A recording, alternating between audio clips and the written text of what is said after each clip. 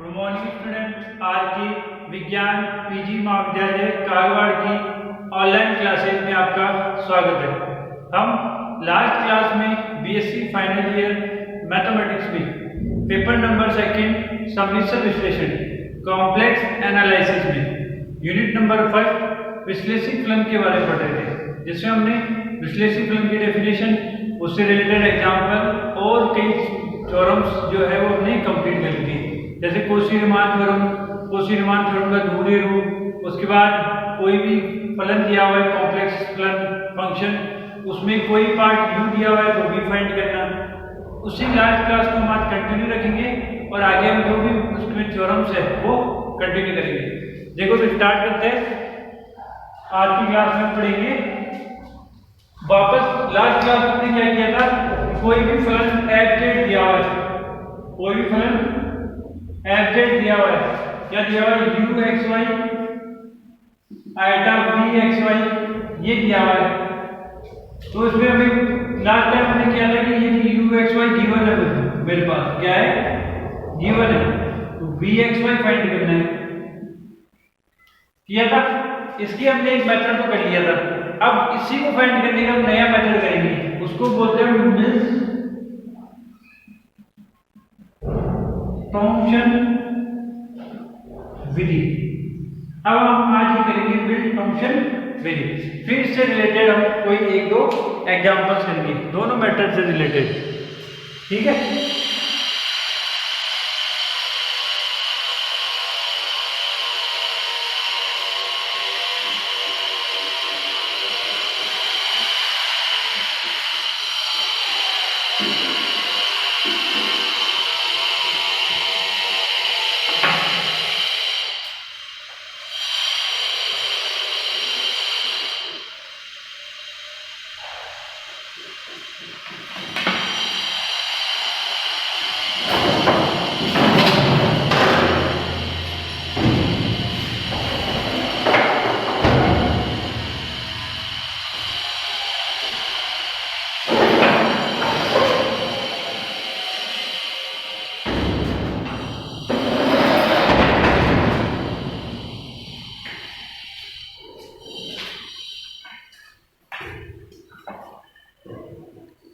तो अब हम स्टार्ट करेंगे मिल्स थॉम्पसन विधि।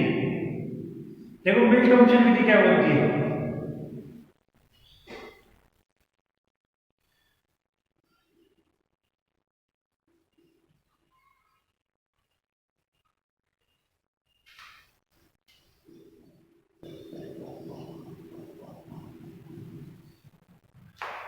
देखो मिल्स थॉम्पसन विधि स्टार्ट करते हैं। मिल्स दिख रहा है यहाँ पे, मिल्स थॉम्पसन विधि, मिल्स थॉम्पसन विधि। देखो मिल्स थॉम्पसन विधि क्या कहती है, पहले स्टेटमेंट देखो, कथन। मिल्स थॉम्पसन विधि का कथन क्या बोलता है, देखो क्या कहता है, विश्लेषिक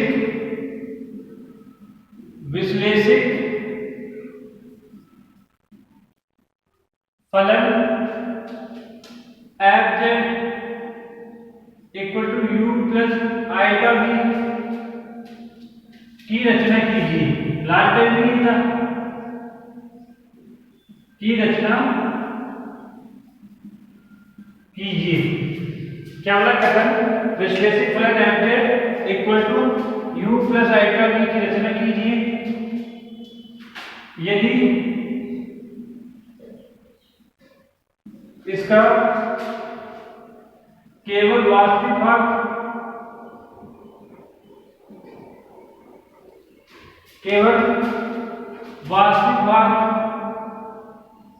u तथा केवल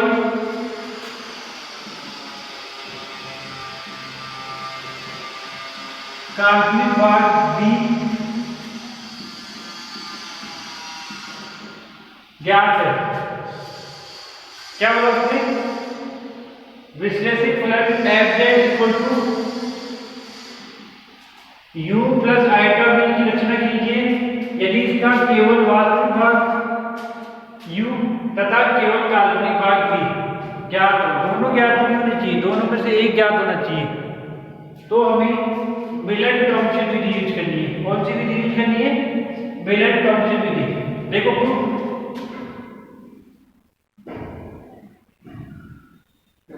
प्रूफ देखो, माना F Z equal to you plus iota B number first ए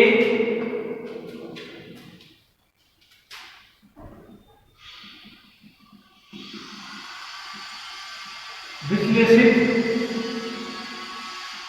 फलन है। माना F Z equal to you plus iota B number one एक विश्लेषित फलन है, ठीक है, जिसका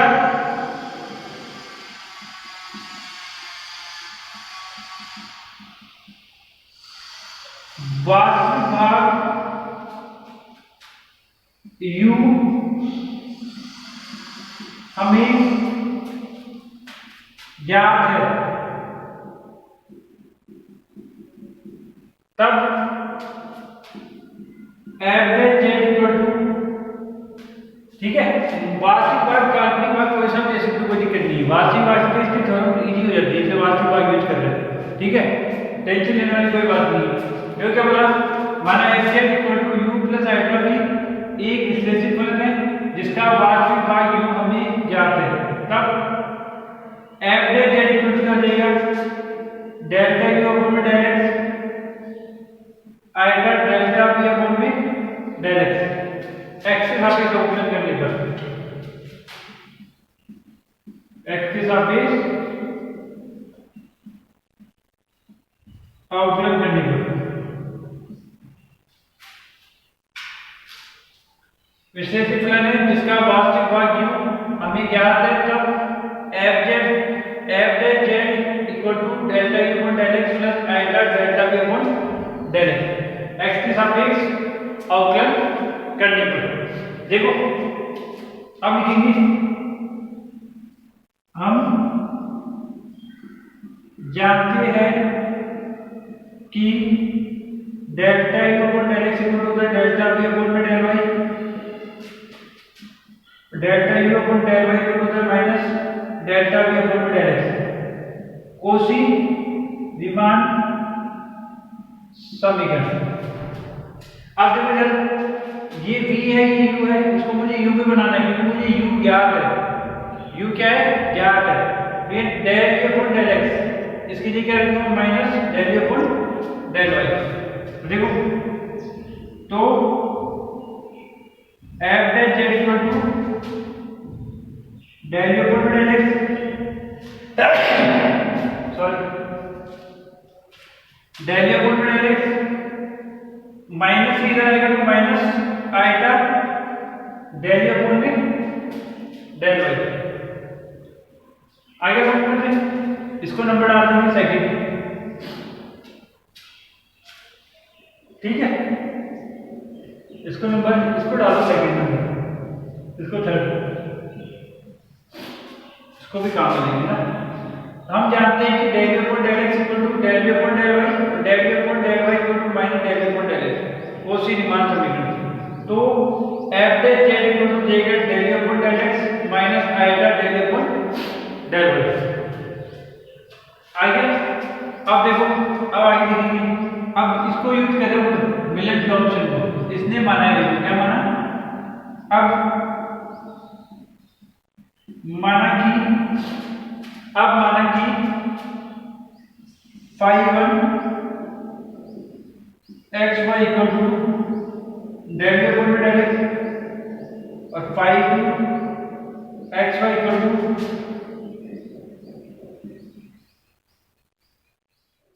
del u upon del y. ये del u upon del x को मान लिया इसने phi one x y, del u upon del Y को मान लिया फाई टू एक्स वाई। तो क्या समीकरण बन जाएगा, देखो समीकरण बन जाएगा F del Z equal to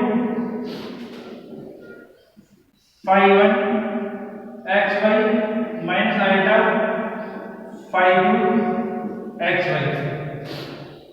ठीक है, इसको नंबर डाल दिया हमने 4। आगे चीज समझ में,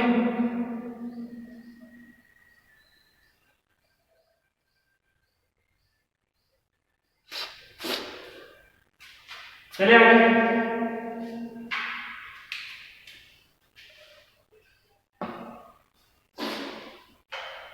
आगे देखो यहाँ पर समझ में क्या, f dash z equal to 5xy minus iota 5xy।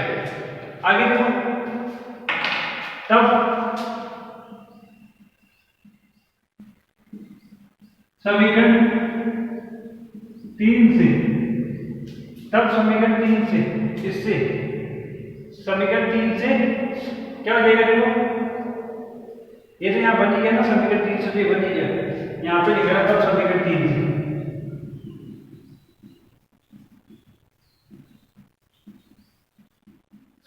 समीकरण 3 से del v upon del x की जगह लिख दिया 5xy, del v upon del y की जगह लिख दिया 5xy। ठीक है, आगे देखो,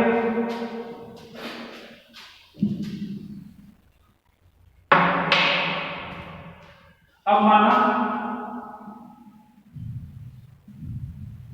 कि z इक्वल है z बार की, माना z इक्वल है z बार की, देखो समझने दो, z इक्वल है z बार की यानी x plus iota y equal हो गया x माइनस आइटा y की, x से x कट गया, आइटा y इधर आएगा तो y इक्वल टू क्या हो जाएगा 0, क्या हो जाएगा y इक्वल टू 0। इसका मतलब क्या हुआ, इसका मतलब x इक्वल टू z और y equal to 0, y equal to 0 होगी तो x इक्वल टू z आ गया। आगे चीज समझिए, अब माना z इक्वल है z बार के, x इक्वल टू z आ जाएगा, y equal to 0, y equal to 0 मैंने लाके दिखाई दिया। इसका मतलब तब समीकरण 4 से,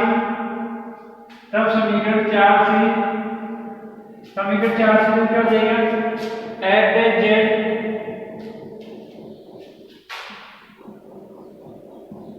इक्वल टू 5 x की z y की 0।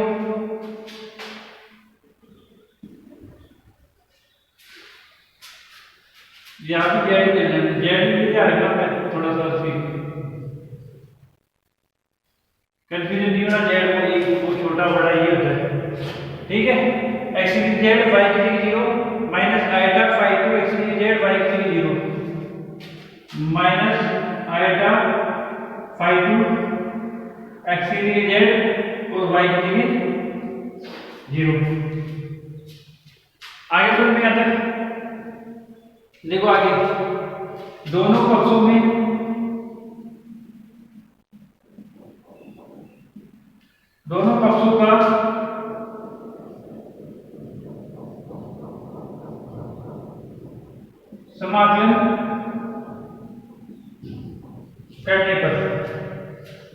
का समाकलन करने पर, देखो इसका समाकलन करोगे तो समाकलन से डेरिवेटिव कट जाएगा तो f z, इधर समाकलन करोगे तो क्या आएगा 5 z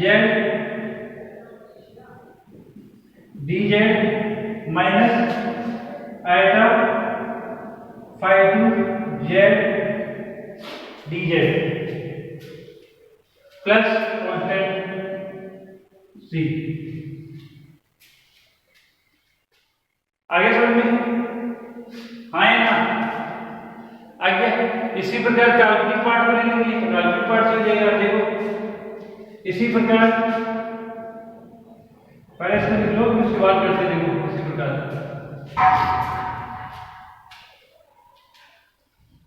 स्क्रीनशॉट ले लो, इसका ले लिया, इधर ही करते कितना हो जाए उसके बाद देखते हैं। उधर दिख तो रहा है ना सी तक। देखो इसी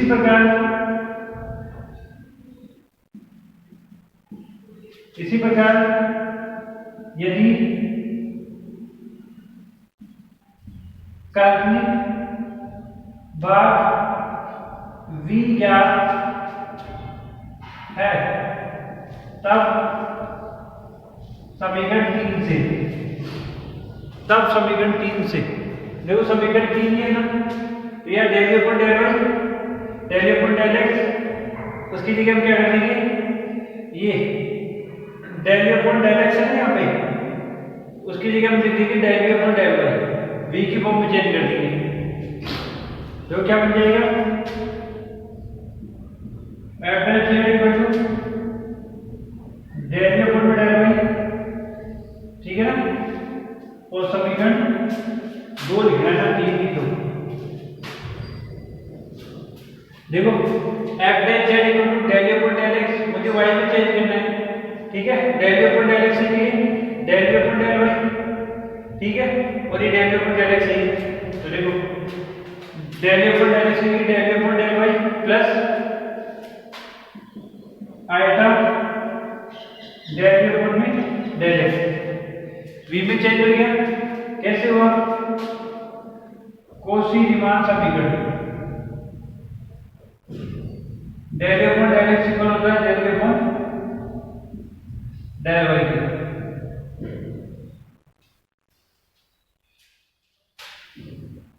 आगे तो भी वही देखो, अब माना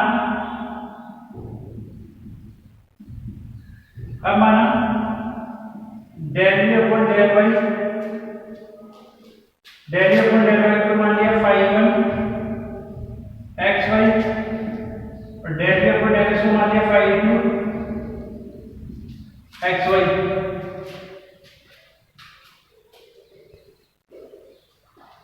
आगे तो सब में वही बात देखो, ठीक है। ये नंबर 5 हो गया, ये नंबर 6 हो गया, दिख रहे हैं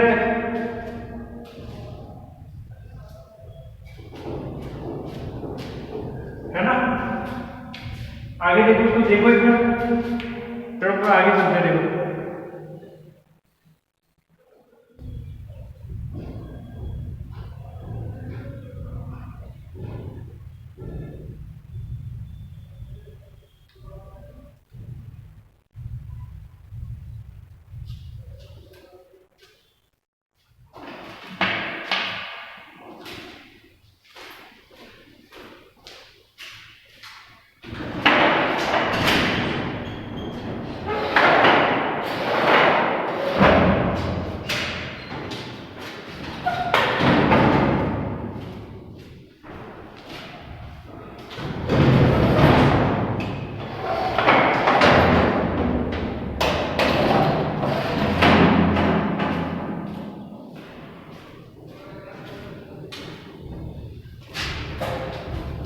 लिया स्क्रीनशॉट, किया समझने कुछ की,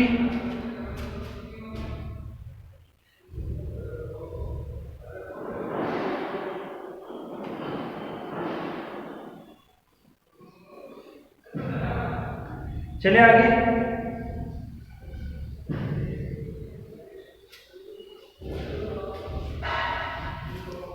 देखो दोबारा समझ लो एक बार, उसके बाद आगे चलते हैं।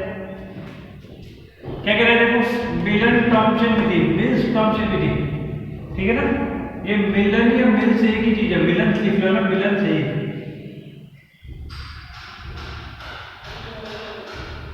मिलन टॉमसन विधि क्या कहते हैं, विश्लेषिक फलन F Z equal to you plus iota B की रचना कीजिए यदि इसका केवल वार्षिक भाग u तथा केवल काल्पनिक भाग v ज्ञात हो।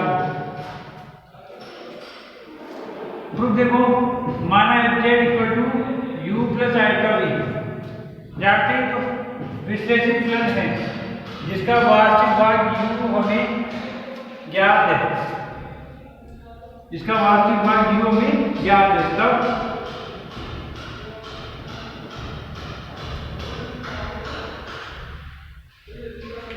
तब F del Z equal to del upon del X plus iota del upon del X, X के साथ में सॉल्व करने पर पहले समीकरण हम जानते हैं कि del upon del x equal होता है डेल अपॉन डेल वाई के, और del upon del Y equal होता है minus del we upon del X वो सी रीमान समीकरण। तो एफ डेल जेड इक्वल हो जाएगा del we upon del x minus iota, यहाँ पे del we upon del x की value minus del we upon del y, u में चेंज कर दिया क्यों, मुझे यू याद है, वी ज्ञात होगा तो वी में चेंज कर देंगे। अब माना कि इसको मान लिया फाई वन एक्स वाई, इसको मान लिया फाई टू एक्स वाई, तब समीकरण 3 से F del Z equal to phi one x Y minus iota phi two x Y, ये समीकरण 4 हो गया। अब माना ये माना मिलन फंक्शन है Z equal to Z bar, तो वाई 0 हो जाएगा, एक्स इक्वल टू जेड बन गया। तब समीकरण जेड 4 से इसमें एक्स की जगह जेड आ जाएगा, वाई की जगह 0, एक्स की जेड वाई की जगह 0। दोनों पक्षों का समाकलन करने पर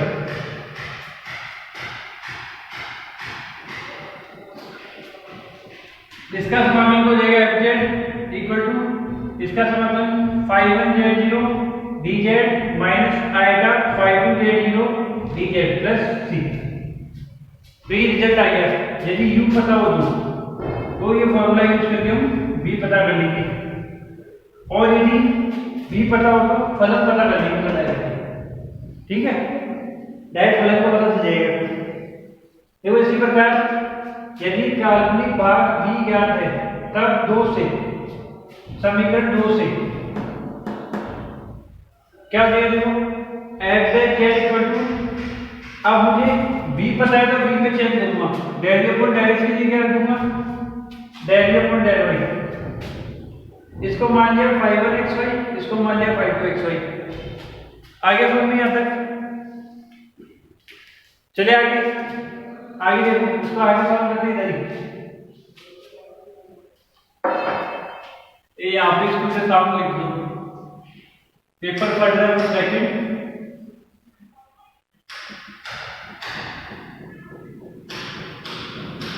समेशन विश्लेषण यूनिट 5 विश्लेषित फलन।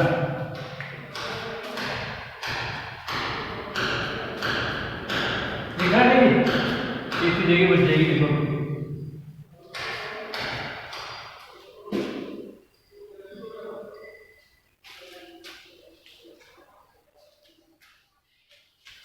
इसका स्क्रीनशॉट ले लिया था ना, एक बार ले लो पूरे का स्क्रीनशॉट दोबारा, जिससे भी नहीं लिया हो बेटा, तो ले लिया।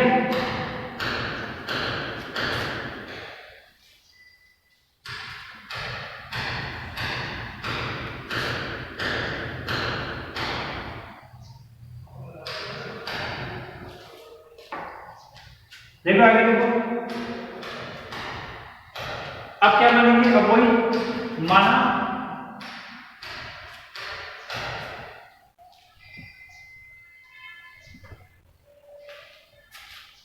माना दिख रहा है ना,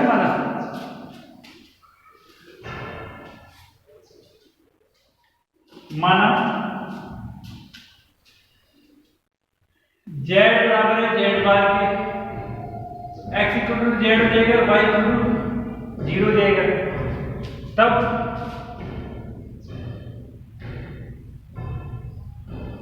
समीकरण 6 से समीकरण 6 से ये तो ये हो गया, समीकरण 6 तो बनाएंगे हम आगे, क्या बनेगा यहाँ दिख रहा है क्या मेरे को, नहीं करना उधर ही बनाना पड़ेगा, इसको बाद में मानेंगे, वो इक्वेशन तो बनाएंगे, ये जो वैल्यू मानी है ये पुट भी तो करनी है इसमें। तो F del Z equal to phi one x Y plus iota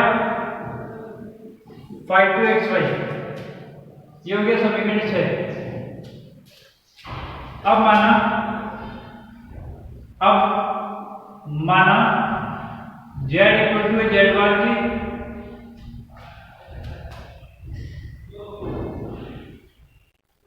अब माना Z equal to Z bar की, तो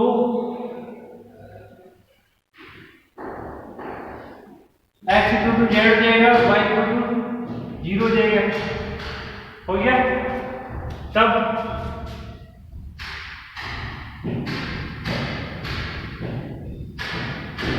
समीकरण 6 से अब माना z equal to Z bar की तथा x इक्वल टू जेड की और y इक्वल टू 0, तब समीकरण 6 से क्या हो जाएगा? देखो f dash z equal to phi 1 z0 आएगा phi 2 z0 f dash z equal to phi 1 z0 plus आएगा phi 2 z0 आ गया समझ में। अब दोनों पक्षों में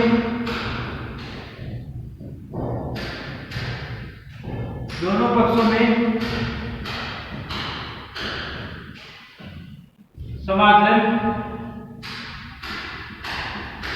करने पर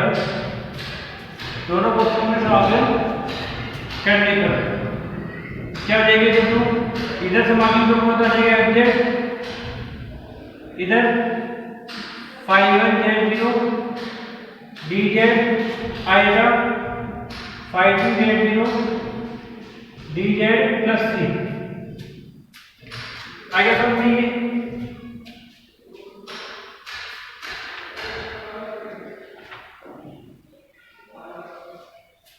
ये देखो एक ही चीज, यदि u का ज्ञात हो तो ये वाला फॉर्मूला और v ज्ञात हो तो ये वाला फॉर्मूला, इन दोनों से मिलन फंक्शन के द्वारा किसी भी फलन को ज्ञात कर सकते रहेंगे। वहां तो u और v को पीछे वाले में क्या था, u प्लस आइटा v में u फाइंड था, v फाइंड बेसिस पर रखेंगे वैल्यू तो f ज्ञात मिलेगा। इसमें क्या है, यदि तुम्हें u फाइंड है या v फाइंड है, सीधे सीधे से वैल्यू रखो तो सीधा डायरेक्ट f निकाल दो। v ज्ञात करने की और u ज्ञात करने की जरूरत नहीं पड़ेगी, जो नहीं दे रखा हो ज्ञात करने की हमें जरूरत ही नहीं पड़ेगी, सीधा हमें क्या हो जाएगा, फंक्शन फाइंड हो जाएगा। आगे की समझ में इसको स्क्रीनशॉट ले लो, फिर आगे चलते देखो। अब करेंगे एक दो एग्जांपल आइए।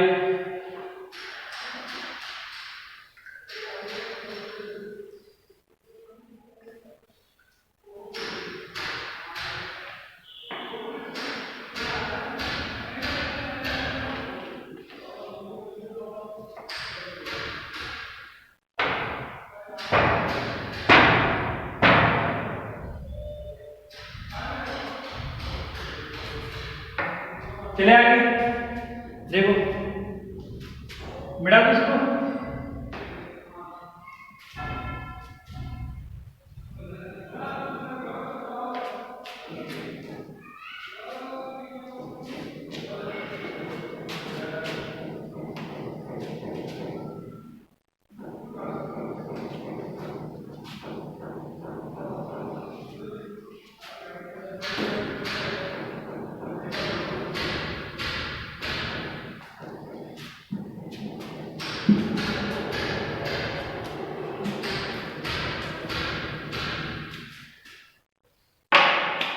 देखो एग्जांपल देखो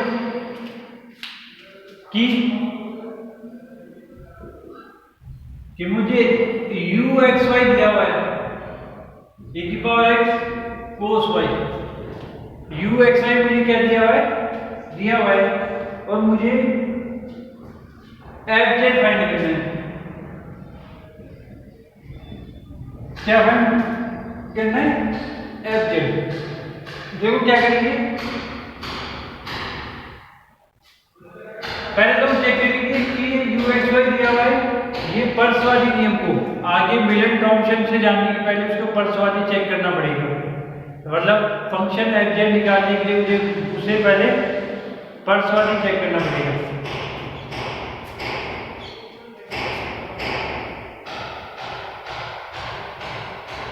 देखो क्या करेंगे, डेरिवेटिव अपॉन डेरिवेटिव क्या हो जाएगा, e⁻x cos y del square upon del x square e⁻x cos y, फिर निकालेंगे डेल अपॉन डेल y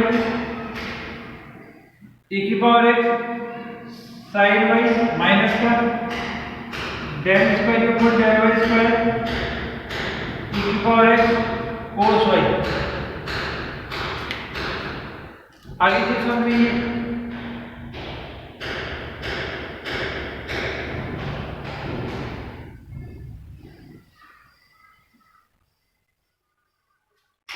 आगे समझ में ट्राई करो इसको आगे।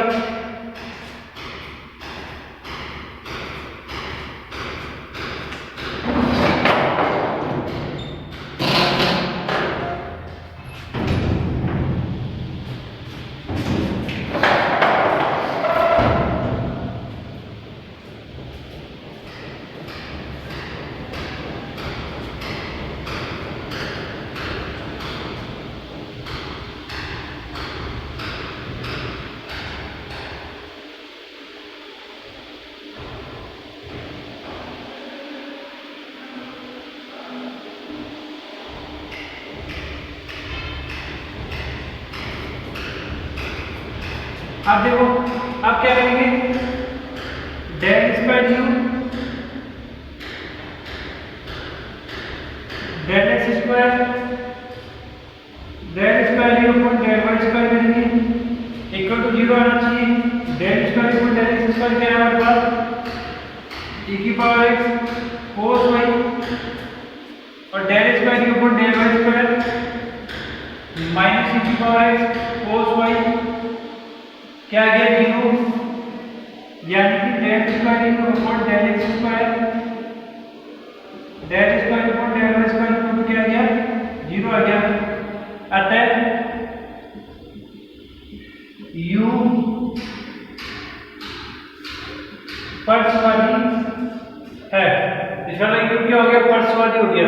ठीक है, अब आगे हम सॉल्व करेंगे। पर्सवादी है तो अब आगे उसका दूसरा जो संयुग्मी है u एक्स वाई का संयुग्मी v एक्स वाई फाइंड करेंगे।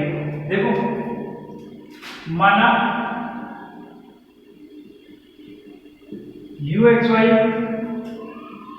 का u एक्स वाई का समेशन संयुग्मी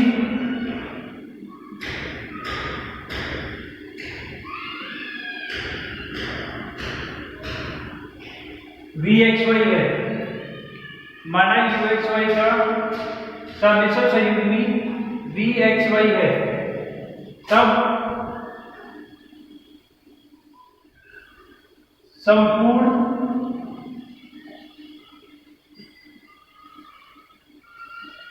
अवकलन गुणा सेकंड ईयर किया था ना, मिलन फंक्शन से पहले से चरों की यूज करेंगे। माना u एक्स वाई का समेशन संयुग्मी v एक्स वाई है, तब संपूर्ण अवकलन गुणा की परिभाषा से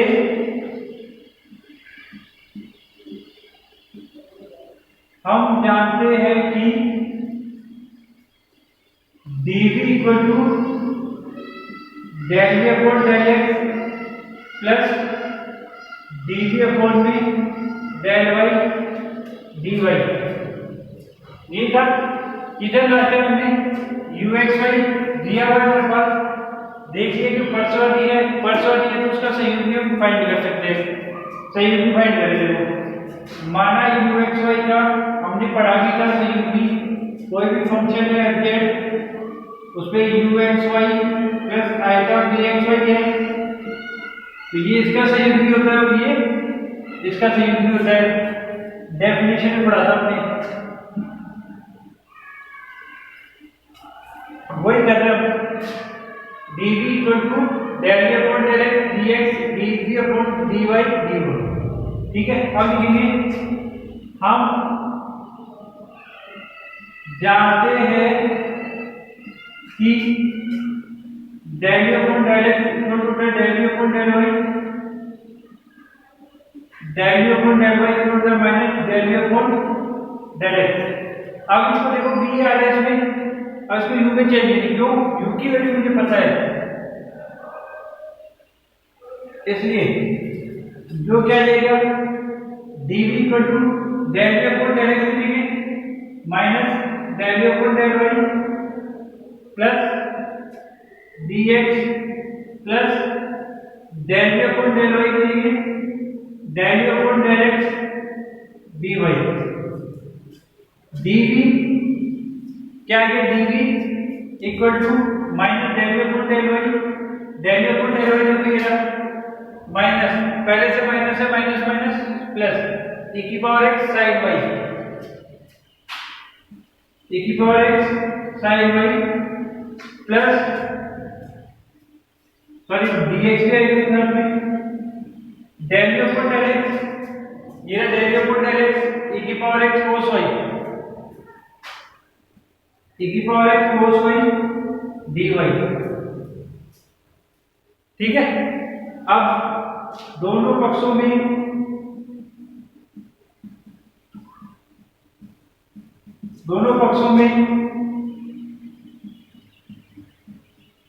समाकलन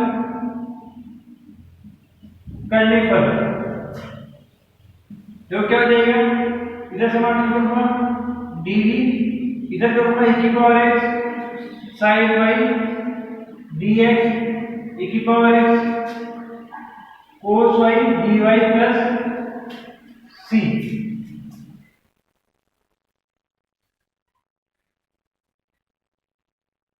आगे समझिए ठीक है। अब देखो समझो इस समाकलन को रेंडम स्कूल में ब्रैकेट में रन कर दे इधर हो गया b इसका मतलब ये बोला है पहले इसमें संपूर्ण अवकल गुणांक है तो इसका पूरा अवकल गुणांक है क्या बन जाएगी e की पावर x cos y या sin y बोलो क्या बनेगा इधर तो ऐसे लेना समाकलन इधर समाकलन d e की पावर x sin y को छोड़ दिया ठीक है ये तो e की पावर x से किया sin y को छोड़ दिया x का dx फिर e की पावर x को छोड़ दिया sin y का cos y और y का dy संपूर्ण अवकल समीकरण में उसका डायरेक्ट डेरिवेटिव होता है आगे भी लगा दिया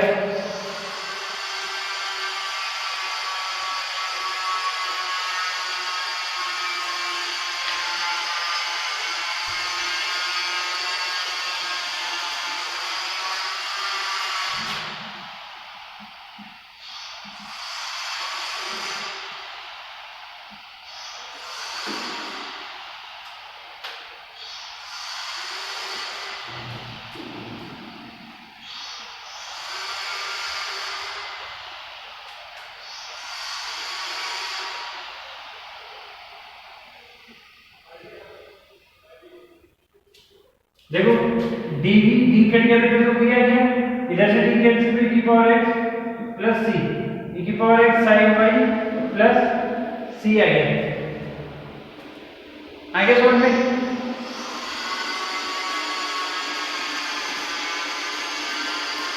तो v इक्वल टू क्या आ गया e की power x sin y plus c इसको देखो अच्छे से समझो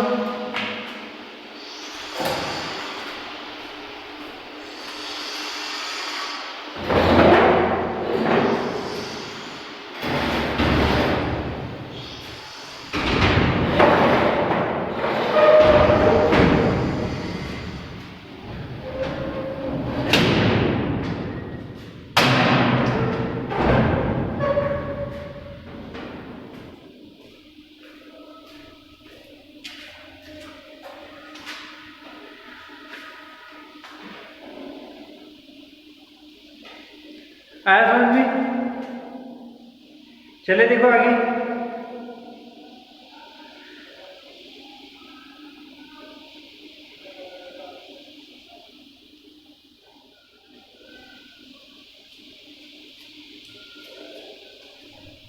देखो आगे देखो dv का हो गया b इसका d से इंटीग्रेशन कैंसिल तो e की power sin y plus c ये b की वैल्यू आ गई हमारे पास आगे रख देंगे देखो यहाँ पे किसमें लगेंगे u की वैल्यू मुझे दे दी है v की वैल्यू आएगी मुझे निकालना है क्या f निकालना है f एफ जेड निकालने के लिए यहाँ पे करो, देखो एफ जेड इक्वल टू क्या होता है, u plus iota b, f Z equal to u e की power x cos y iota b e की power x sine y plus c, ठीक है। F Z equal to e की power x cos y iota e की power x sine y plus iota c. मैंने मान लिया iota सी को C1, क्या मान लिया C1। तो एफ जेड इक्वल टू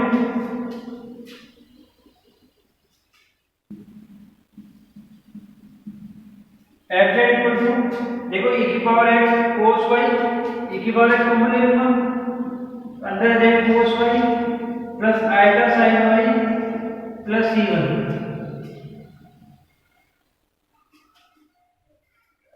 आगे समझ में यहाँ तक?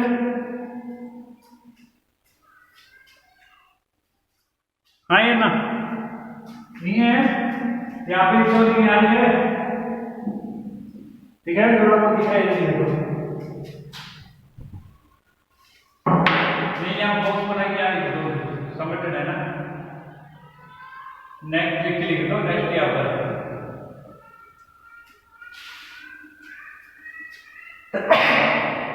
सॉरी ये दिख रहा है ना, यहाँ से यहाँ लिखना। देखो एफ जेड e की पावर एक्स बना गया cos y plus iota sine y plus C1। F z e की पावर एक्स और ये होता है e की पावर प्लस में तो आइटा और वाई तो वाई। आगे तो देखो एफ जेड e की पावर ऐड हो जाएगी तो x plus iota y plus C1।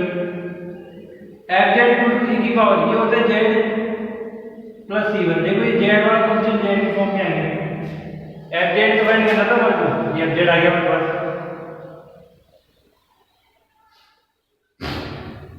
आगे बोलिए हाँ या ना?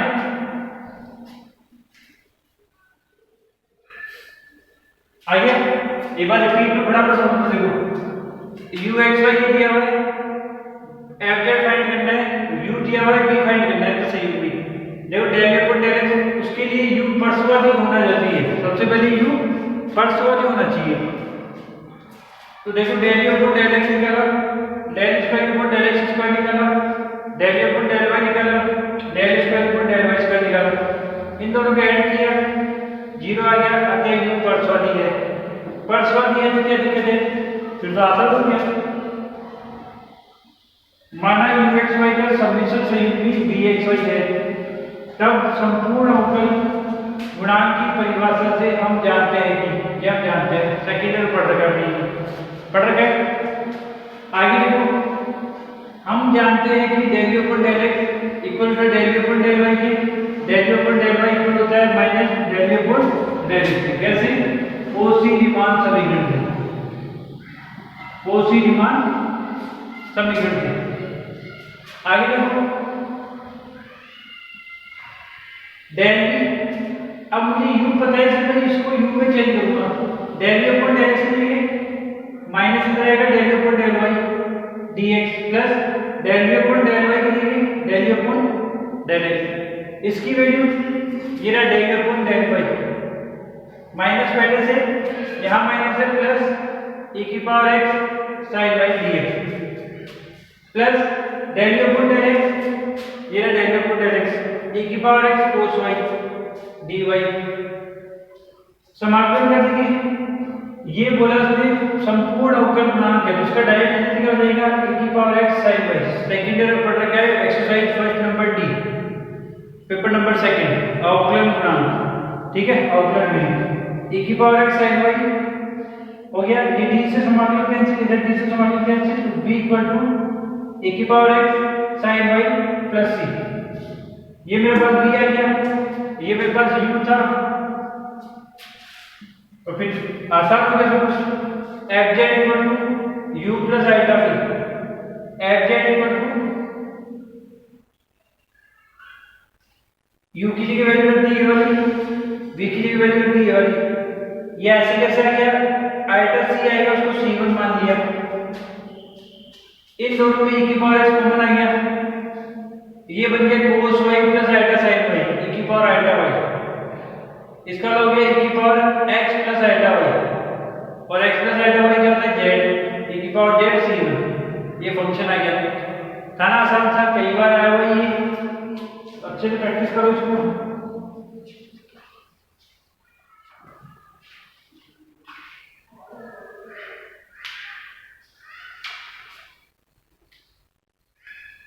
इसका स्क्रीनशॉट ले लो, फिर आगे चलते हैं।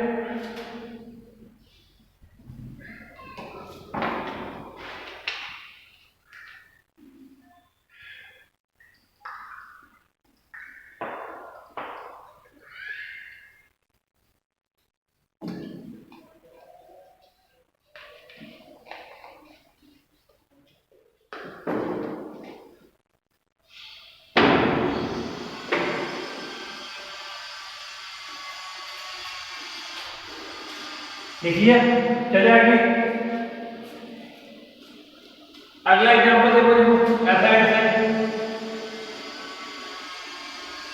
दो तीन एग्जांपल इस मेथड से करेंगे और एक एग्जांपल बेलन-टॉप्सन विधि से करेंगे।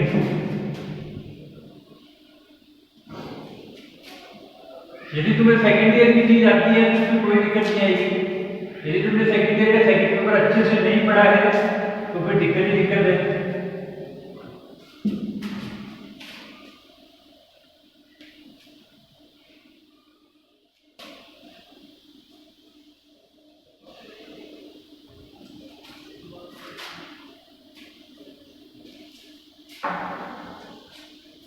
देखो एक एग्जांपल देखो, ये भी तुम्हारे यहाँ पर है, क्या है, मुझे दिया हुआ है u x y equal to x cube minus 3x square y plus 3x square minus 3y square plus 1, ये दिया हुआ है। पहले तो हम चेक करेंगे पर्सवादी है या नहीं है। देखो del u upon del x, क्या निकालेंगे, del u upon del x निकालेंगे।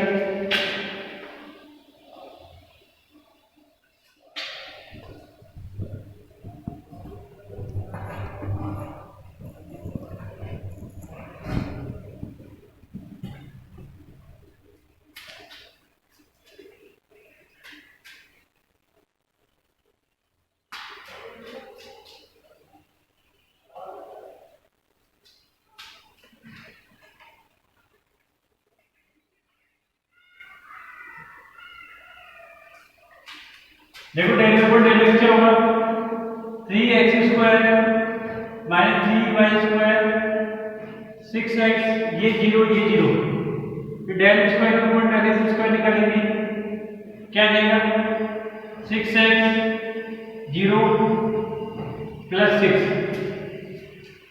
आगे समझेंगे।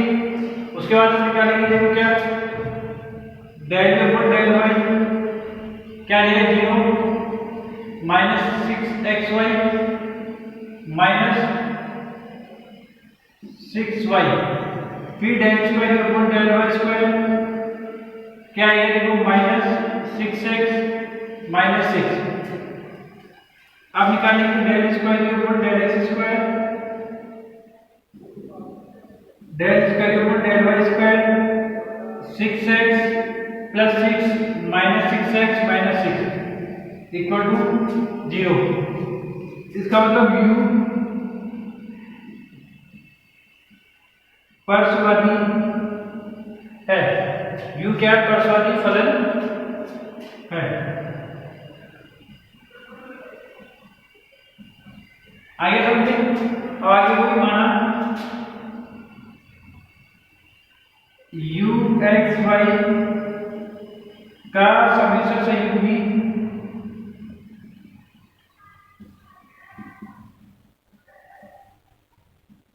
संयुग्मी v वी एक्स वाई है, तब संपूर्ण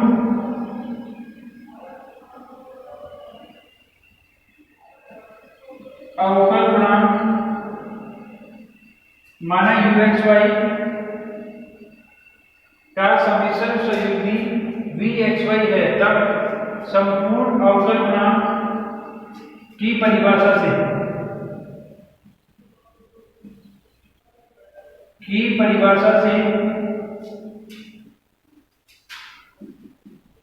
dv equal to del we upon में डेल एक्स dx और डेल वी अपॉन में डेल वाई dy। याद आ गया हमने संपूर्ण उसकी डेफिनेशन से लगा दिया। अब देखो हम जानते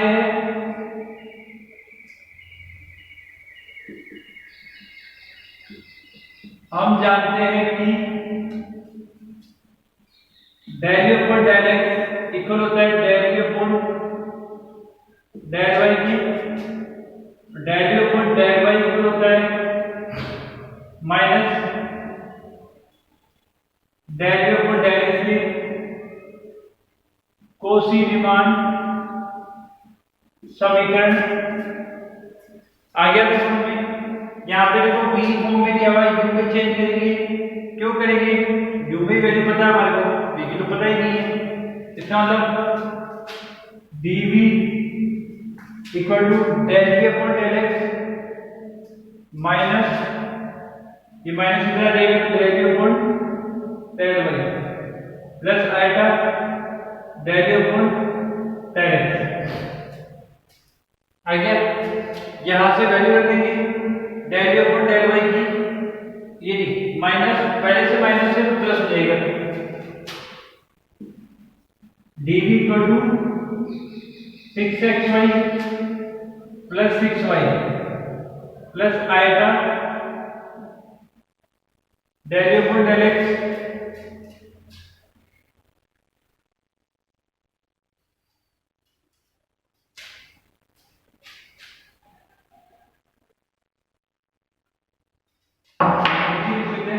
यहाँ पे dx भी लगेगा, यहाँ dy लगेगा, ये dx और ये dy लगेगा ना। अब नीचे रखो देखो dv equal to minus del we upon del y, दोनों माइनस के प्लस हो जाएंगे 6xy 6y dx आएगा, ये देखो del we upon del x दिख रहा है नहीं, ये आ जाएगा 3x square 3y square plus 6x dy, ये आ गया। आगे सुनिए, अब इसको डायरेक्ट मेथड से सॉल्व नहीं करेंगे। अब याद करो तो आपको लास्ट फॉर्मूले बताया था, m और n वाला फॉर्मूला बताया था ना, एग्जिट अवकल समीकरण, एग्जिट डिफरेंशियल इक्वेशन। उसमें हम करते थे m dx n dy, क्या करेंगे देखो इसी को मान लेंगे m dx n dy, आ जाएगा dv equal to m equal to क्या हो गया 6xy प्लस 6y और n इक्वल टू हो गया 3x square minus 3y square plus 6x। अब निकालेंगे d डेल m अपॉन में डेल x के साथ y, डेल m अपॉन में डेल y, देखो 6x खत्म। इधर हम निकालेंगे डेल m अपॉन में डेल x 6x, ये खत्म, इसका 6 आ जाएगा।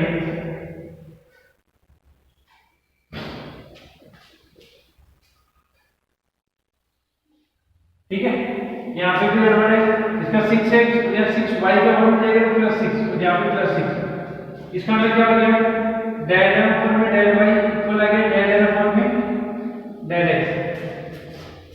आ गया, आया ना। जैसे ही इक्वल आ गया, ये क्या हो गया एक यथार्थ एग्जिट डिफरेंशियल इक्वेशन होगी। अतः यह यथार्थ अवकल समीकरण है। यथार्थ अवकल समीकरण है। आ गया तो समझ में? तो इसका मतलब क्या हो गया? इसका मतलब हम निकालेंगे u x y. u x y क्या देगा? समाकलन हो m dx, जिसमें y अचर है। u एक्स वाई क्या देगा? समाकलन हो m dx, जिसमें y अचर है। मैंने फॉर्मूला लिखवाया था ना, वो यूज कर लियो। समाकलन हो m, ये 6xy 6y dx क्या हो जाएगा? y अचर है तो 6y x square upon 2 plus इसका हो जाएगा 6xy हो जाएगा। ये 2 से 2 कट के 3 कट गया, 3x स्क्वायर y और ये आ गया 6xy। आगे हम ये आ गया हमारे पास u एक्स वाई। क्या आ गया? u x y. उसके बाद हमें क्या चाहिए? अब हमें निकालना है n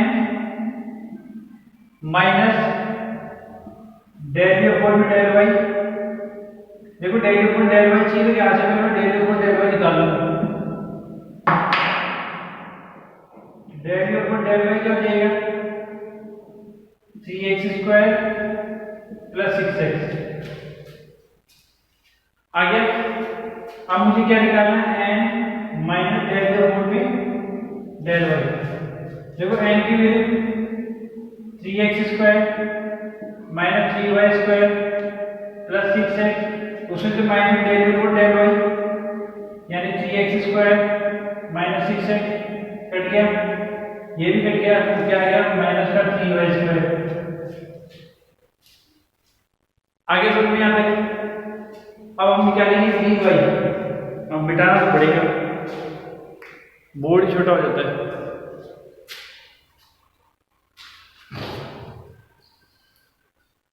समझ में आएगा वो यहाँ तक तो ठीक है। ये परसों वाली प्रश्न तो समझ में आ गया वो यहाँ से यहाँ तक। इसका स्क्रीनशॉट ले लो, फिर आगे चलते हैं।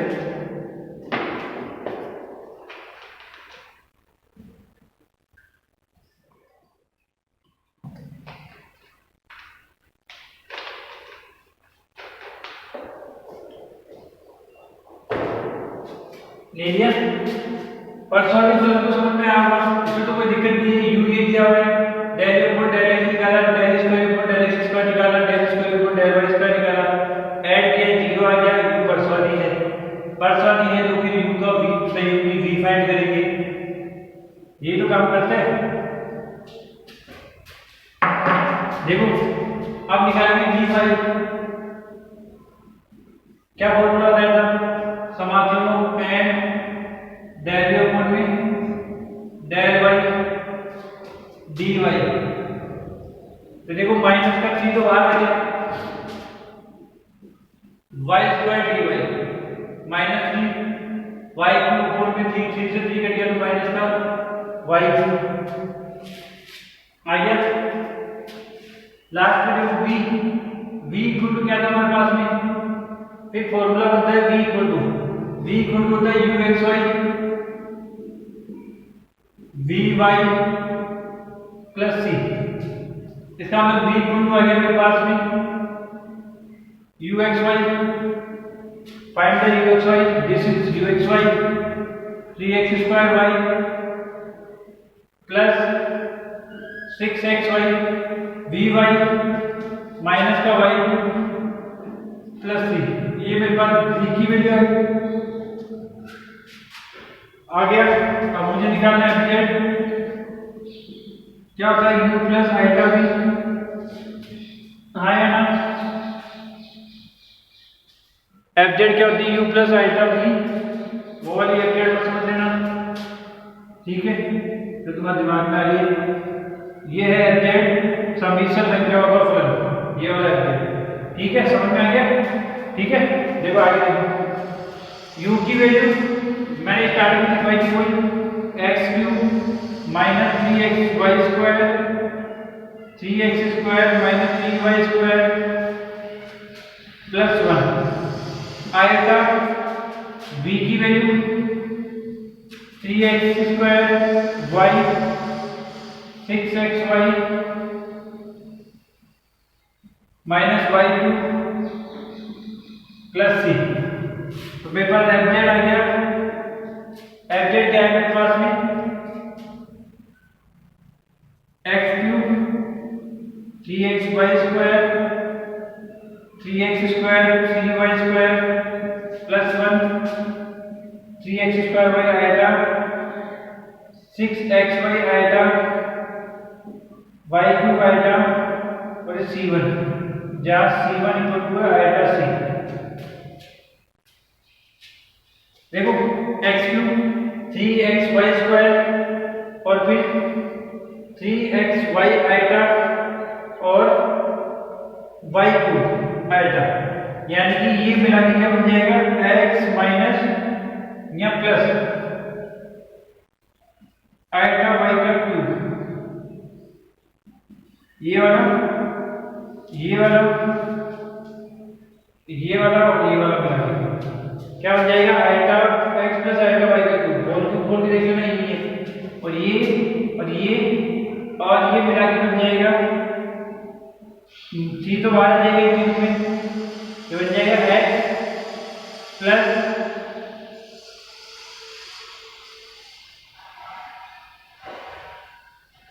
x माइनस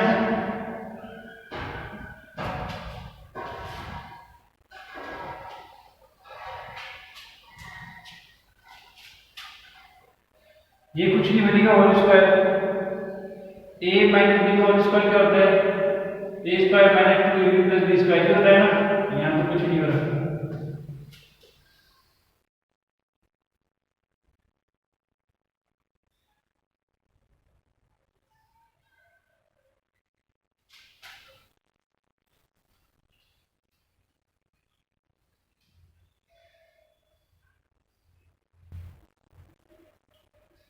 कुछ नहीं बन रहा है, ऐसे कैसे रहेगा एक्स स्क्वायर माइनस 3x 3 भी 2x y आएगा प्लस माइनस y स्क्वायर, ठीक है।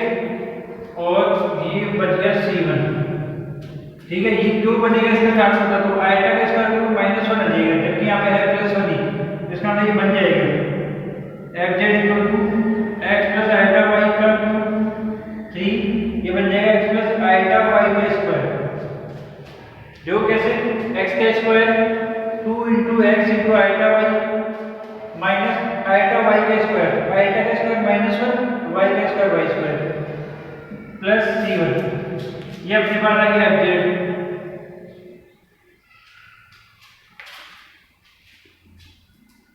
आया समझ में, ये अपने पास क्या आ गया fz आ गया। इसका स्क्रीनशॉट ले लो, फिर क्लास में यही एंड करते हैं, फिर मिलन टॉर्चर से दो वो करेंगे क्वेश्चन।